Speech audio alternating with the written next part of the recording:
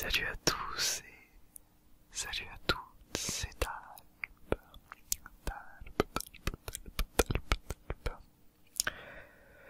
Alors, aujourd'hui, je suis haut en couleur.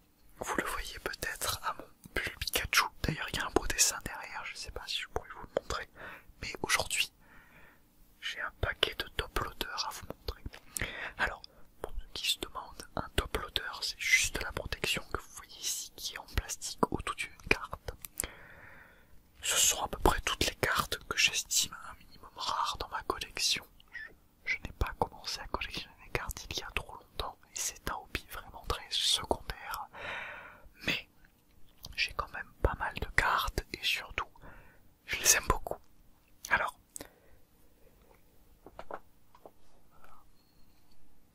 je sais pas trop comment je vais vous les montrer. On va voir si ça rend bien, mais on va toutes vous les montrer, je pense, les unes après les autres, histoire que vous fassiez une idée.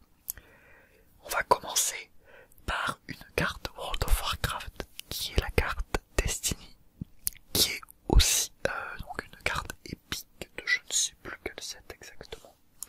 Mais c'est une carte qui ressemble beaucoup à une carte qu'on peut retrouver sur Hearthstone. Je sais pas si vous vous souvenez, c'était l'arme des paladins. Sauf que là c'est aussi pour les guerriers et pour les voleurs. Pourquoi pas? Je vais la poser là-bas. La deuxième carte, je le découvre en même temps que vous. Ah, c'est Synchron. Ça, c'est aussi une épique de World of Warcraft. Et celle-ci, on peut la retrouver en jeu si je ne m'abuse. Je crois que c'était en archéologie directement. C'est une carte, elle est très jolie, hein, vous voyez. C'est une très très belle épée. J'espère qu'on voit bien. Alors, ensuite, celle-là vous l'avez sans doute déjà vue peut-être sur un short, et puis elle me représente à l'heure actuelle. C'est ma première carte V de Pokémon. C'est la première carte V que j'ai eue de Pokémon, et je l'aime beaucoup parce que c'est un Pikachu. Et pour ma première carte un petit peu rare de Pokémon, une V de Pikachu, ça me fait énormément plaisir. Ah, on passe tout de suite sur une carte un petit peu spéciale une fois de plus, puisqu'il s'agit d'une carte à scratcher, donc une carte à gratter qui permet d'avoir du loot dans World of Warcraft. Celle-ci n'est pas très rare, elle vaut aux alentours de 3 €, ce qui est déjà beaucoup pour une carte très honnêtement, mais ça n'en reste pas moins une carte que j'aime et qui est holo. Et surtout c'est une carte qui, si je ne m'abuse, où est-ce qu'elle est? Bon, j'avoue, je triche un petit peu, je revois mes cartes, c'est embêtant. Oh là là, je vois des belles cartes là-dedans. Mais voilà, je l'ai eu 2 fois dans mes ouvertures, j'en ai une deuxième, donc je vais tout de suite la ranger aussi. Alors, tant qu'on est sur les cartes un petit peu de WoW, voici une carte de WoW qui est cette fois-ci pas mal plus rare. Celle-ci vaut aux alentours d'une 50aine d'euros à l'heure actuelle, car cette carte à gratter contient tout simplement un tabard des flammes en jeu. Bon, on a d'autres petites épiques de WoW. J'aimerais bien vous montrer celles que je pense qui sont plus intéressantes, comme par exemple Hurle-Sang, une arme de plus. Très sympathique, très iconique aussi de World of Warcraft, et en plus qui est protégée par Eldemort. On a quoi de plus qui peut être intéressant? Beaucoup de cartes de WoW, je sais que ça va peut-être pas forcément vous intéresser. Si c'est le cas, je vous les remontrerai, mais pour l'instant, je préfère les skip et vous montrer plutôt des cartes Pokémon, comme par exemple ce Mimikyu, le Mimikyu VMAX de Brilliant Stars.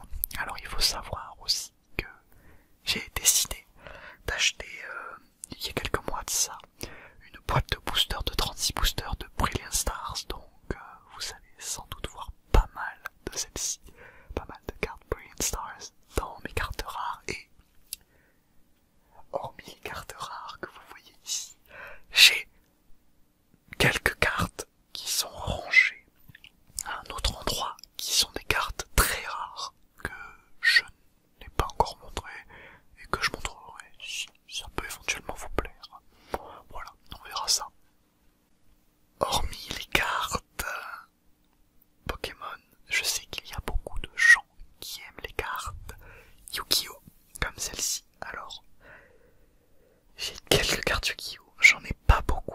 je suis pas du tout un expert en Yu-Gi-Oh! J'aime juste beaucoup les designs et en fait, j'ai 3 cartes Yu-Gi-Oh!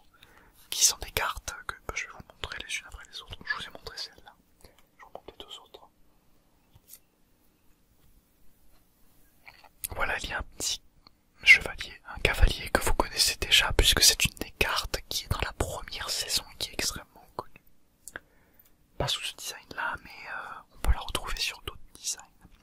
Et une providence. Et s'il y a des aficionados, des gens qui connaissent un petit peu Yu-Gi-Oh! Parce que bon, je l'ai vu, ces 3 cartes ont pas mal de valeur, mais pas dans cette collection.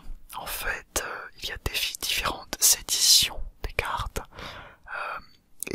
celles-ci viennent d'une édition qui ne vaut rien en fait. Je crois qu'il y a une des cartes qui est là qui vaut 18 € dans la bonne édition.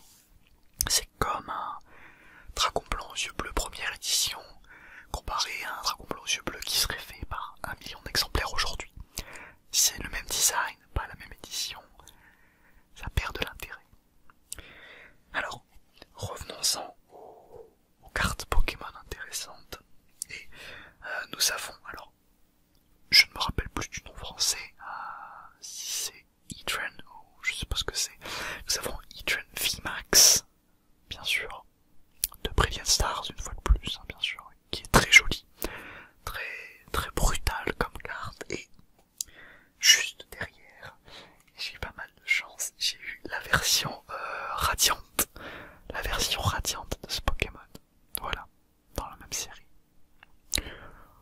Encore une fois, une carte très sympathique. Elle a un petit peu de couleur étrange dessus. Il faudra que je passe un petit coup, même si elles sont enfermées dans des boîtes. Il ne faut pas hésiter à les nettoyer un peu, je pense. On va passer sur quelques-unes de mes cartes préférées. Et avant, moi j'ai une question à vous poser. Si vous en êtes là dans la vidéo et que vous avez envie d'écrire un commentaire, n'hésitez pas à me dire c'est quoi votre Pokémon préféré. Voilà, ça me ferait plaisir de le savoir dans les commentaires. Alors, on a aussi un Darkrai V, bien sûr. Pokémon qui est extrêmement stylé. Il faut dire la vérité, c'est un Pokémon qui est très beau. Beaucoup de flow, j'aime beaucoup. Nous avons bien sûr, et oui, parce que la chance ne s'arrête jamais, et encore vous n'avez pas vu les cartes très rares, un petit Zamazenta V. Je n'ai malheureusement pas de Switch. J'avoue que les pays boucliers ainsi que les autres Pokémon, ça m'aurait vraiment plu de pouvoir y jouer. On n'a pas toujours de la chance, hein. Et puis surtout une Switch, bah, ça coûte un peu cher. Alors, on va finir cette vidéo, mais d'abord, c'est important. Je vais mettre mon chapeau, parce que je sais qu'il y a des gens qui aiment bien ce chapeau. Alors je le mets. Donc, il reste quelques cartes. Déjà, il y en a 2 qui sont là, qui sont les Carapuce et Bulbizarre des 25 ans de Pokémon que j'ai décidé de mettre sous top loader pour la simple et bonne raison qu'il me paraît peut-être, j'espère qu'un jour elles prendront de la valeur. Voilà. Et pour finir, j'ai 2 cartes qui sont juste là. Parmi elles, il y a, je pense, mon 3e Pokémon préféré. Le premier et le 2e, d'après vous, c'est quoi? Et non, c'est pas Pikachu. Alors, il y a Sulfuras, bien sûr, un Sulfuras, qui n'est qu'une carte qui n'a pas forcément de valeur, mais moi je l'aime.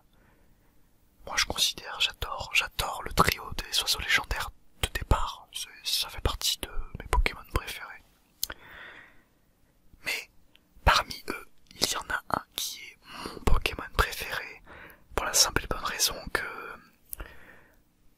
qu'il y en a un autre, vous allez comprendre rapidement. Mon Pokémon préféré c'est Lugia, pour la simple et bonne raison que le thème de Lugia c'est une de mes musiques préférées, toutes séries confondues. Ça m'a énormément bercé quand j'étais petit, et c'est une musique qui m'a touché. L'Ocarina, c'est vraiment une très très belle musique. Quand j'étais petit, j'ai adoré Lugia, et donc